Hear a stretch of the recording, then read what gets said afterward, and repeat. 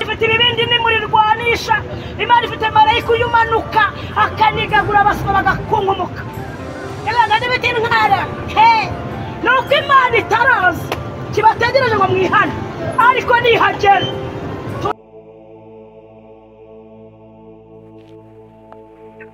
reka nongere ngushimire kandi nguhe n'ikaze wowe ukurikiye Alpha TV show abakoze subscribe uwiteka kwishimire kandi agumugisha nawe utubonye bwa mbere reka ngusabe gukora subscribe kugira ngo ibiganiro byacu byize byubaka bijye bikugeraho kandi byuzuye bigufashe gusobanukirwa ibintu bimwe na bimwe reka mbahe ikaze mwese kano kanya tugiye kugaruka ku kintu abantu benshi batizera cyangwa se batavugaho rumwe ariko abizera bo babizi cyane barananyumva cyane aha tugiye kugaruka ku bimenyetso 9 bibanziriza kugaruka kwa Yesu bimaze gusohora reka mbasabe kwegera hino munege amatwi tuganire kandi twungurane ubumenyi twungurane kubw'ijambo ry'Imana mbahaye ikaze mwese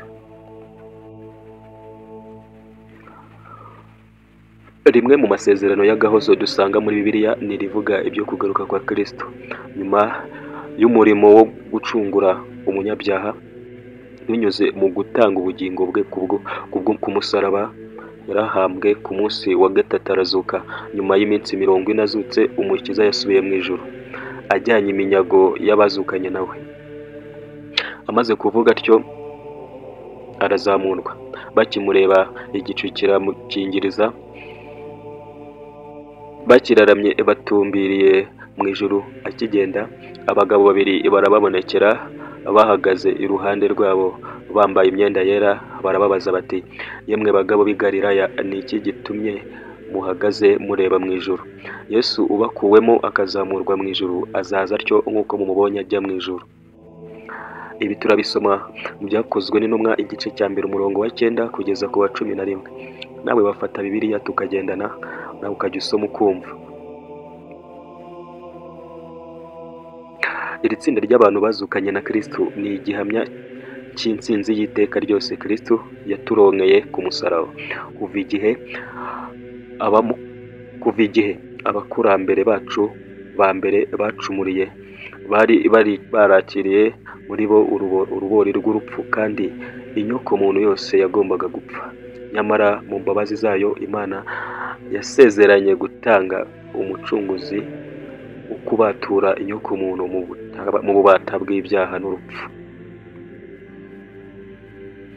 kuva umunsi Adamu na Eva bava mu rugo rwabo rwa mbere ari rwo Edeni urugo rwiza bakundaga cyane buzuwe n'agahinda no kuboroza amarira bategerezanyije amatsiko menshi isezerano ryo gucungurwa igihe Satani yagombaga gutsembwaho bagasubizwa muri paradizo batakaje kuza kwa Mesiya niko kwari intangiriro y'ibi byiringiro by'agahozo intungane z'Imana zose zakomeje gutegerezanya uwo munsi unejeje amatsiko menshi bemeye guhomba ubutunzi bwo mu isi maze kubwo kwizera batumbira umudugudu urushaho kuba mwiza igihe urupfu ruzakurwaho burundu abo bose bapfuye bakizera batarahabwa ibyasezeranijwe ahubwo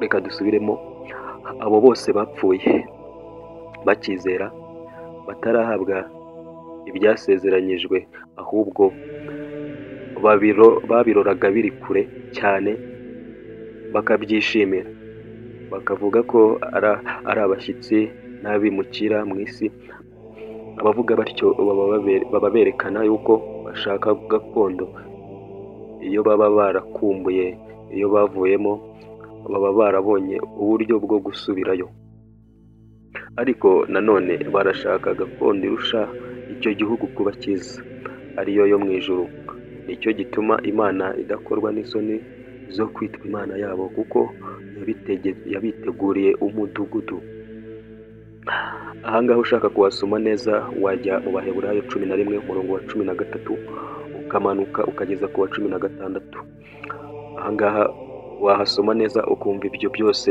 tumaze kuvuga hejuru Reka twikomereze. Henoki uwa karindwi uhereye kuri Adamu yahanuye iby'uwo munsi ati, uyu munsi uvugwa ahangaha ni umunsi wo kugaruka kwa Yesu, ariko ahangaha turibanda cyane ku bimenyetso nziza abwiye intumwa ze yuko bizabanziriza kuza kwe. Rero uwo munsi Henoki nawe yawuvuzeho avuga muri aya magambo ati, dore Uwiteka yazanye n'inzovu nyinshi z'abera be kugira ngo agirire bose ibihura n'amateka baciriweho no kwemeza abatubaha Imana bose ukuri kw'imirimo yose yo kutubaha Imana bakoze batubaha Imana n'amagambo yose akomeye abanyabyaha batubaha Imana bayitutse. Yuda 14:15. Aya magambo niho uri buyasange. Reka dukomeze. Abahanuzi b'Imana bo mu isezerano rya kera nabo buzuwe n'umunezero mwinshi, maze bavuga amagambo y'ihumure ku by'uyu munsi w'Uwiteka. Umuhanuzi Yesaya yaravuze ati,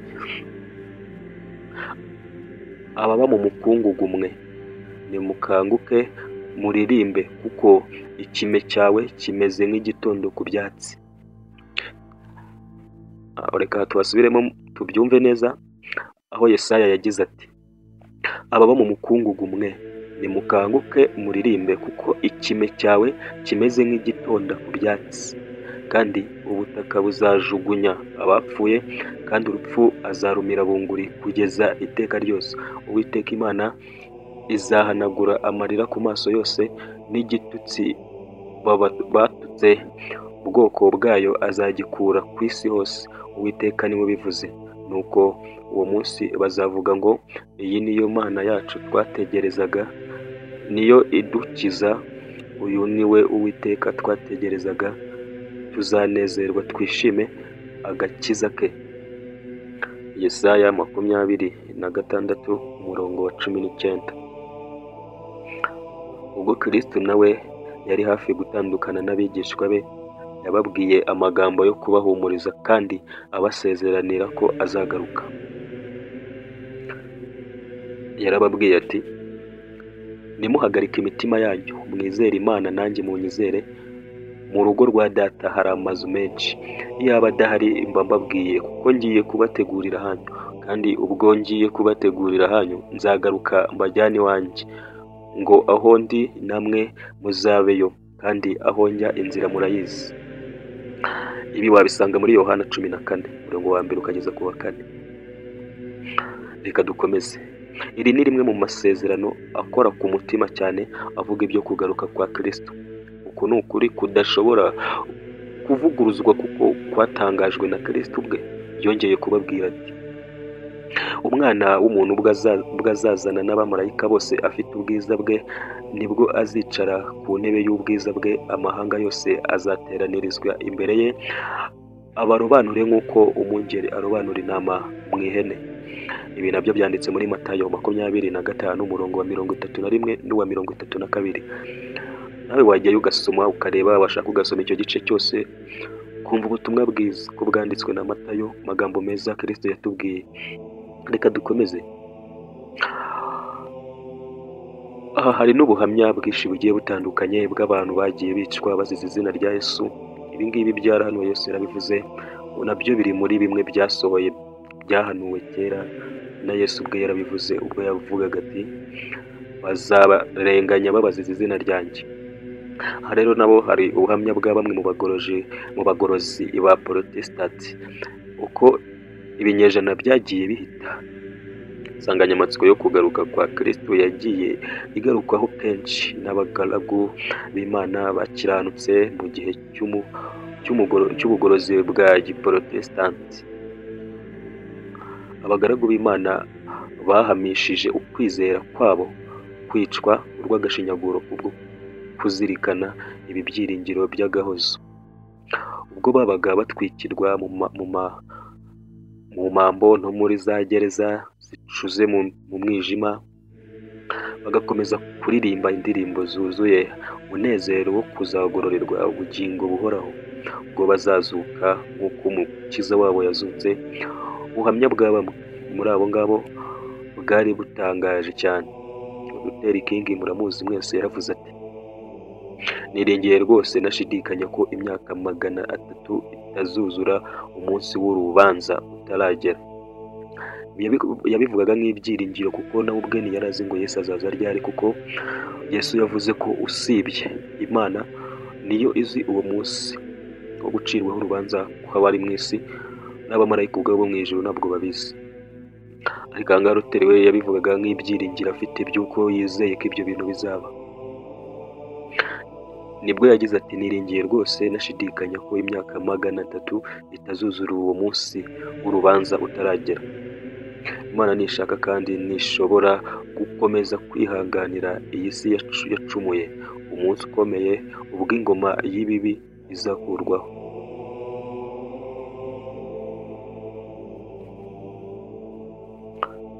Twihuse rero tutagiye kuvuga kuri benshi bagiye nabo bagaragaza guhamya no kwizera, abapfuye, abatwikiye mu mazu, abo baciye imitwe, barahari benshi bagiye barenganwa kubera kuvuga ubutumwa bwiza.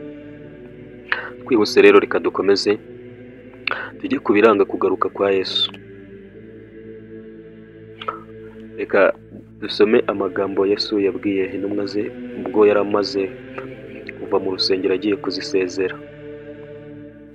Igihe Umukiza yasohokaga mu rusengero rw'i Yerusalemu bwa nyuma, yavuze ko ruzasenwa ntihagire ibuye risigara rigeretse ku rindi. Aya magambo yatangaje abigishwa be, bituma bamubaza biherereye iby'ibyo bintu bitangaje. Nuko yicara ku musozi wa Elayono, abigishwa baza ahari biherereye baramubaza bati, tubwire, ibyo bizaba ryari? N'ikimenyetso cyo kuza kwawe n'ikimeruka y'isi ni ikihe? Ibi ngibi babajije Yesu twabisanga muri Matayo 24:3. Abigishwa bari bafite amatsiko menshi yo kumenya amashira cy'inyuma, igihe n'ibimenyetso bizaranga ukugaruka k'umwami wabo. Mu kubasubiza Yesu ntiyigeze ababwira amatariki yo kugaruka kwe, ahubwo yabahishuriye ibimenyetso bizabanziriza kugaruka kwe.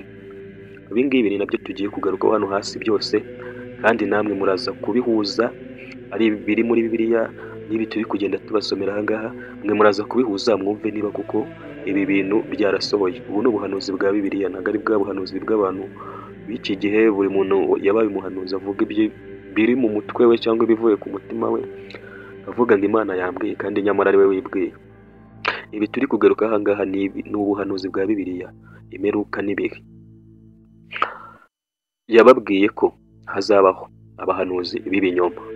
Murabizi namwe, ni benshi babijeje ibitangaza, ni benshi bahanuye, ni benshi n'ubu baracyahanura bakora ibitangaza. Yesu yarababwiye ati hazabaho abahanuzi b'ibinyoma, ukwangirika kw'imico mbonera. Ibi bintu mwese mugenda mubibona, abantu umuco waracitse, muri make ibintu byaradogereye. Yarababwiye ati imico imwe n'imwe izangirika, kandi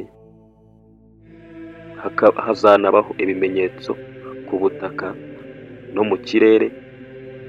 Babwiye kandi ko ibyo kugotwa k'umurwa wera, igihe abasirikare b'abapagani bari bari kubamba amahema yabo ku butaka bwera bwa Yerusalemu, bakaramya ibigirwamana byabo. Icyo cyari igihamya cyangwa cyari nk'ikintu gihamiriza abigishwa be ko ibyo yababwiye bitangiye kuba. Igihamya simusiga ubwacyo cyabaye birebera bahari ubwo ingabo z'Abaroma zagotaga umurwa wa Yerusalemu bakaramya ibigirwamana. Icyo gihe kwiyufura ku bantu b'i Yerusalemu cyangwa kubo Yesu yatoye, kubo yabwiye ibyo byose, cyari kigeze kugira ngo bahunge ibyo bintu, kuko Yesu ari kumwe n'intumwa ze yababwiye ko igihe bazabona ibyo bibaye, abazaba bari Yerusalemu bazahongere ku misozi n'ibindi byinshi. Ubu buhanuzi bwagiye busohora mu bihe byakurikiyeho, kandi Kristo yagaragaje ko byagombaga kwisubiramo ku iherezo ry'ibihe, igihe Kristo azaba agiye kugaruka. Ibi bintu mubyumve neza. Aka kanya uganira n'umuntu ukamubwira ati intambara, agatubwira ati intambara ibyo byahozeho na kera byariho. Aha Yesu yavuze ko bigomba kwisubiramo mu minsi ya nyuma. kandi koko urebye nta kiriho none kitabayeho, ari ubusambanyi, ari ubutinganyi, ibi byose Sodoma na Gomora yarimbuwe n'ubusambanyi n'ubutinganyi n'ibyaha byinshi, kandi muri iki gihe biruzuye, ibyaha ni byinshi. Rero Yesu yavuze ko bizongera bikisubiramo ubwo azaba agiye kugaruka. Guhera mu 1755 nyuma y'ivuka rya Yesu habonetse ibimenyetso bidasanzwe ku butaka no mu ijuru. Ibi ngibi wibuke ko Yesu yabibwiye abigishwa be ko bizabaho, bizaza ari ibimenyetso ku butaka no mu kirere. Rero mu 1755 nyuma y'ivuka rye habonetse ibimenyetso bidasanzwe ku butaka no mu ijuru, nk'uko byari byarahanuwe n'Umukiza. Umutingito w'isi udasanzwe wiswe igishyitsi cya Lisbon wabaye mu mwaka w'1755 wari igihamya cyo gusohora k'ubuhanuzi. Uyu mutingito washegeshe ibice bitandukanye by'isi kandi uhitana ibihumbi byinshi by'abantu. Ku wa 19 Gicurasi 1980 habayeho ikindi kimenyetso kidasanzwe. Iyi tariki izwi nk'imwe mu matariki y'amateka n'igihe cy'umwijima, kubera ubwira kabiri bwabaye uwo munsi kuva mu masaa 3 za mu gitondo ukageza ku mugoroba wa 13 z'ukwa 11 1833. Hongeye kubaho ikindi kimenyetso kidasanzwe. Hagaragaye kugwa kw'inyenyeri nyinshi cyane ku buryo ababyitegereje bavuze ko mu isaha imwe hagwaga nk'inyenyeri 200,000. Ibyo ngibyo ni ibimenyetso bigera muri bitatu byasohoye, kandi Yesu ubwe yivugiye, yihanuriye ubwe ko bizaba. Nyamara Kristo yanavuze ko isi izibasirwa ibyorezo by'uburyo butandukanye by'indwara, inzara n'imyivumbagatanyo mu bya politiki. Kugira ngo ibi bintu namwe ubwanyu muri kumva iki kiganiro nta n'umwe wahakana ko atabibonye. Intambara, imuha, izirizo, izitarizo, indwara, ibyorezo byabaye byinshi, murabizi mwese. Imyivumbagatanyo mu bya politiki byarivanze. Ibyo byose byagiye bisohora kandi n'ubu biracyasohora. Ibi tuvuze bibaye nk'ibimenyetso nka 5 bimaze gusohora, kandi namwe mumaze kubyibonera. Urukurikirane kugeza ibi byose byasohoye urukurikirane kugeza iki gihe biracyasohora, kandi biracyakomeje, biranarushaho gukomera.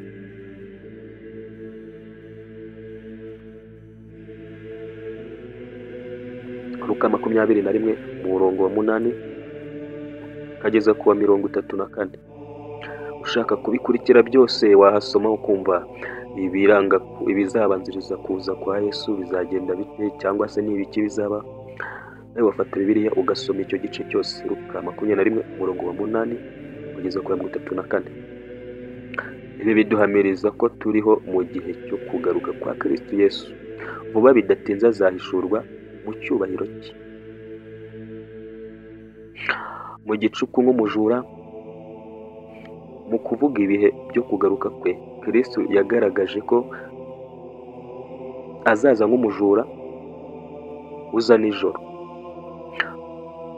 agira ati, nuko mube maso kuko mutazi umunsi umwami wanyu azazaho. Ariko ibi mubimenye, iyaba nyir'urugo yaramenye igicuku umujura azaziramo, yabaye maso n'iyakamwemereye n'iyamukundiye gucukura inzu ye.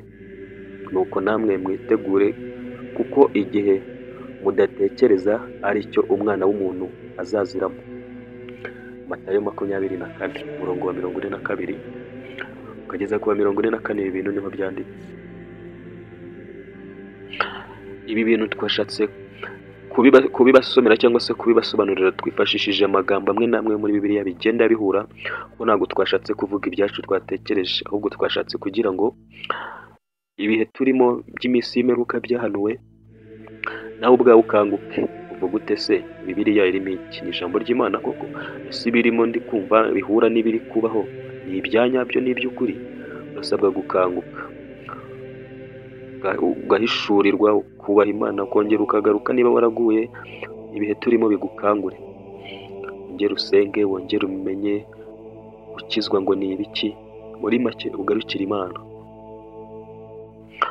Amadini menshi y'abiyita abakristo avuga ko iyo avuze kuri iyi ngingo abenshi ntabwo babyigisha nk'ukuri cyangwa ngo babihurizeho, ariko ukuri niko tugiye kubabwira ahangaha.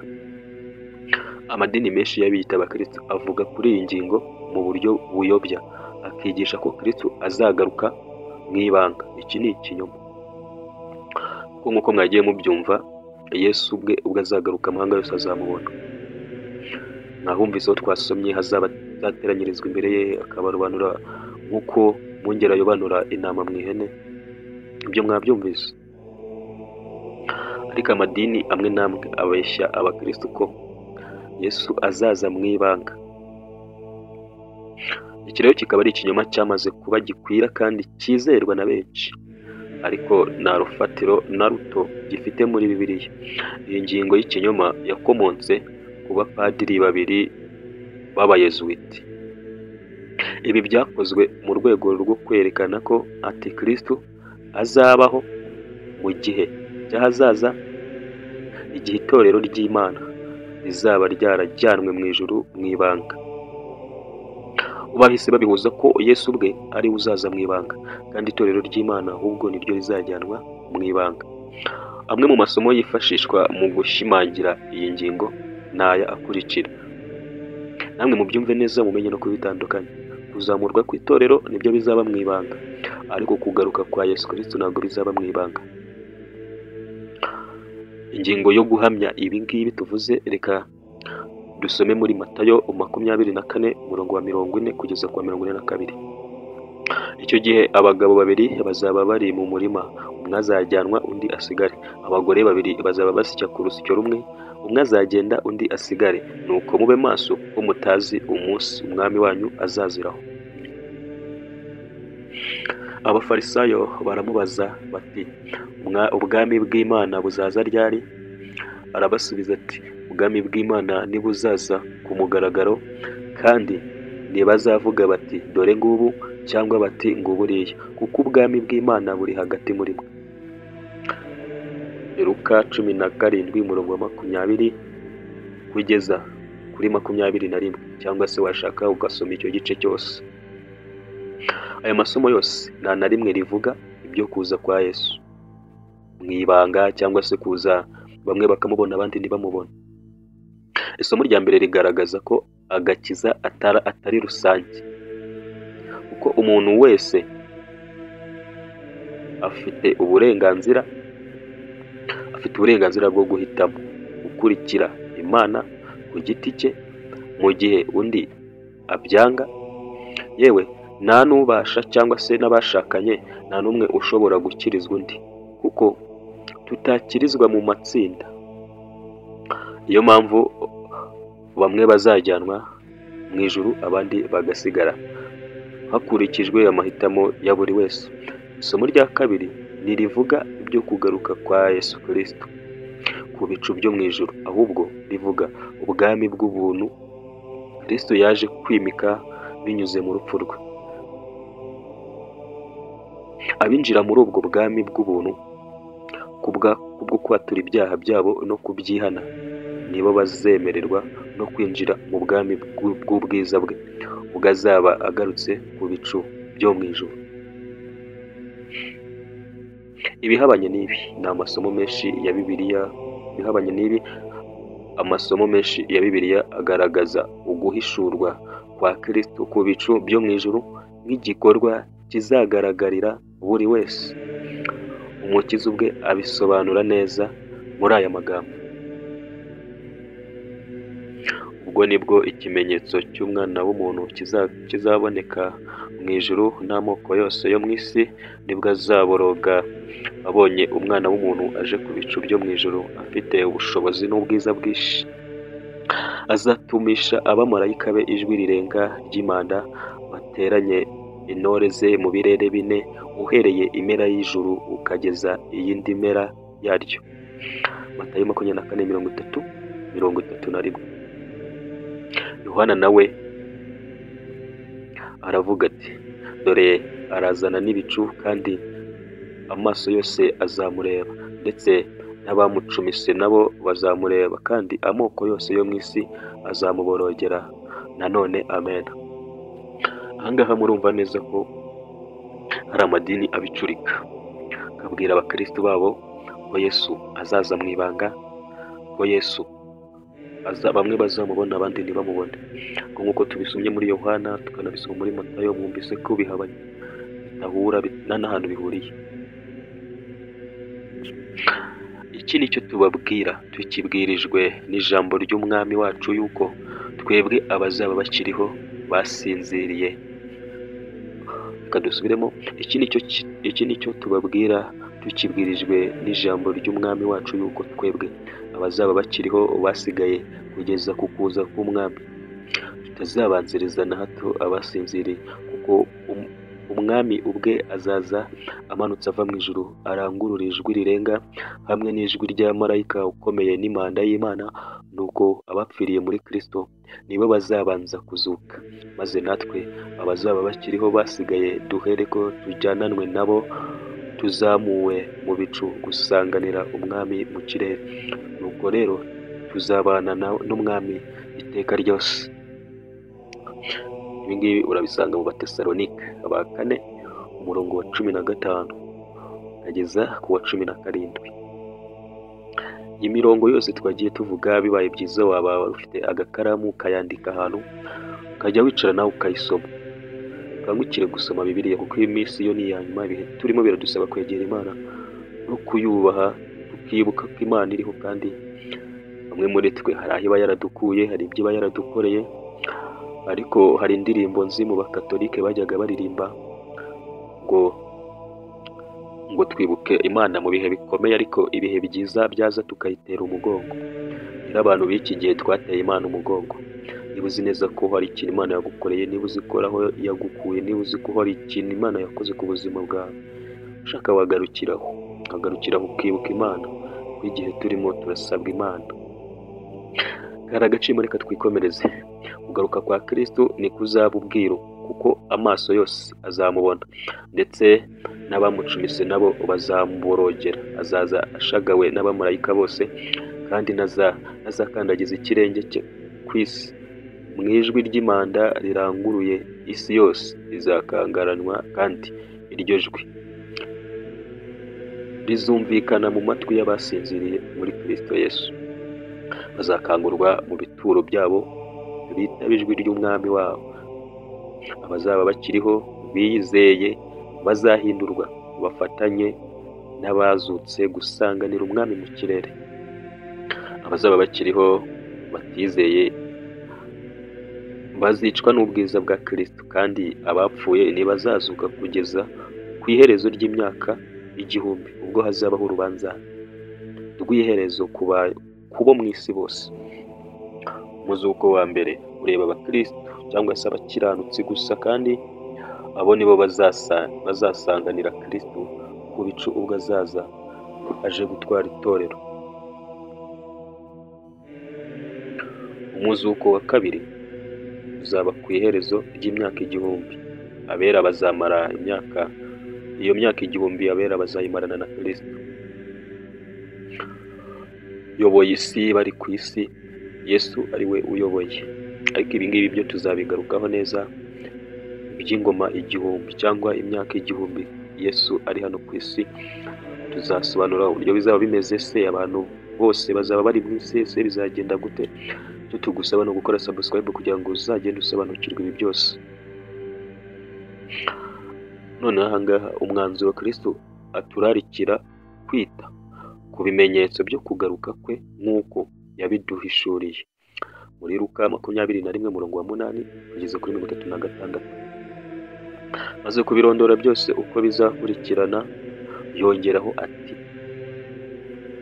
ubwo nibwo bazabona umwana w'umuntu aje ku bicu, afite imbaraga n'ubwiza bwinshi. Nuko ibyo nibitangira kubaho, muzararame mwubure imitwe yanyu, kuko gucungurwa kwanyu kuzaba kwenda gusohora. Ariko mwirinde imitima yanyu ye kuremererwa n'ivutu no gusinda n'amaganya y'iyi si, uwo munsi ukazabatungura, kuko uzatungura abantu bose bari mu isi yose, umeze nk'umutego. Nuko rero mujye muba maso, musenge iminsi yose kugira ngo mubone kurokoka ibyo byose byenda kubaho no guhagarara imbere y'umwana w'umuntu. Luka 21:27 ukamanuka icyo gice cyose ageze kuri 36. Pawulo nawe yaravuze ati, kuko ubwanyu muzi neza yuko umunsi w'umwami wacu uzaza nk'umujura aza nijoro, ubwo bazaba bavuga bati ni amahoro, nta kibi kiriho. Nibwo kurimbuka kuzabatungura nk'uko ibise bitungura umugore utwite, kandi ntibazabasha kubikira na hato.